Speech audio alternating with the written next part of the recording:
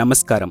Microbiology ల్యాబ్లో microbial isolation అంటే ఒక కాంప్లెక్స్ శాంపిల్ నుండి ఒక స్పెసిఫిక్ బ్యాక్టీరియాని వేరు చేయడం.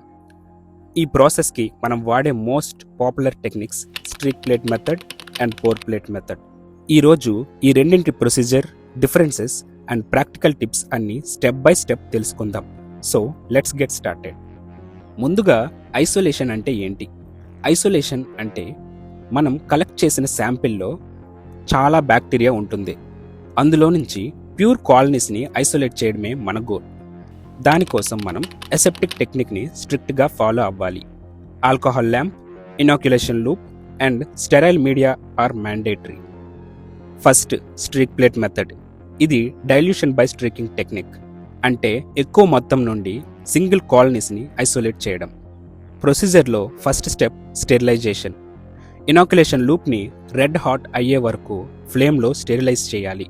దీని ద్వారా లూప్ ఒకవేళ కంటామినేట్ అయి ఉంటే అందులో ముందుగా ఉన్న బ్యాక్టీరియా కిల్ అవ్వడానికి మనం స్టెరిలైజేషన్ చేస్తాం.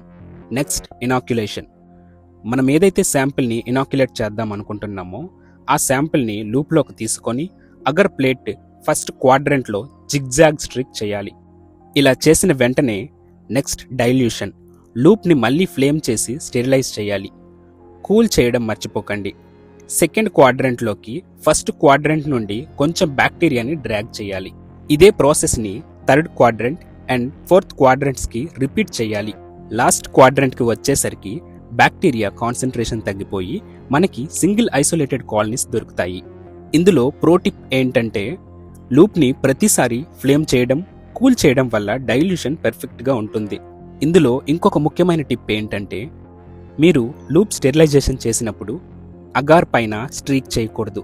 దీనివల్ల ఏమవుతుందంటే అగార్ మెల్ట్ అయిపోవడం లేదా మనం తీసిన బ్యాక్టీరియా కిల్ అయిపోవడం జరుగుతాయి. Next, pour plate method.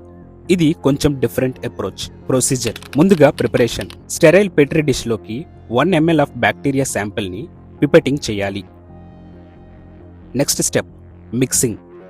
ఒక 15 to 20 ml sterile nutrient agar, temperature approximately 45 degrees Celsius శాంపిల్తో మిక్స్ చేయాలి. తరువాత పోరింగ్. ఈ మిక్స్చర్ని పెట్రీ డిష్లో పోర్ చేసి మెల్లగా స్వెర్ల్ చేయాలి. Fourth, incubation. సొలిడిఫై అయ్యాక ప్లేట్స్ని అప్ సైడ్ డౌన్ ఇన్వర్ట్ చేసి ఇంక్యుబేట్ చేయాలి. ఇందులో కాలనీస్ సర్ఫేస్ మీద మాత్రమే కాదు, అగార్ లోపల కూడా గ్రో అవుతాయి, అంటే సబ్ సర్ఫేస్. అడ్వాంటేజ్ ఏంటంటే ఈ మెథడ్ని క్వాంటిఫికేషన్ అంటే టోటల్ వైబుల్ కౌంట్ కోసం ఎక్కువ వాడతారు. స్ట్రీక్ ప్లేట్ మెథడ్కి పోర్ ప్లేట్ మెథడ్కి డిఫరెన్సెస్. స్ట్రీక్ ప్లేట్ మెథడ్లో ప్రైమరీ గోల్ వచ్చేసరికి isolation of pure cultures. Pour ప్లేట్లో ఎన్యూమరేషన్ అండ్ ఐసోలేషన్. కాలనీస్ ఎక్కడ ఫామ్ అవుతాయి అంటే స్ట్రీక్ ప్లేట్ మెథడ్లో సర్ఫేస్ పైన మాత్రమే ఫామ్ అవుతాయి. పోర్ ప్లేట్ మెథడ్లో సబ్ సర్ఫేస్ అండ్ సర్ఫేస్ పైన ఫామ్ అవుతాయి.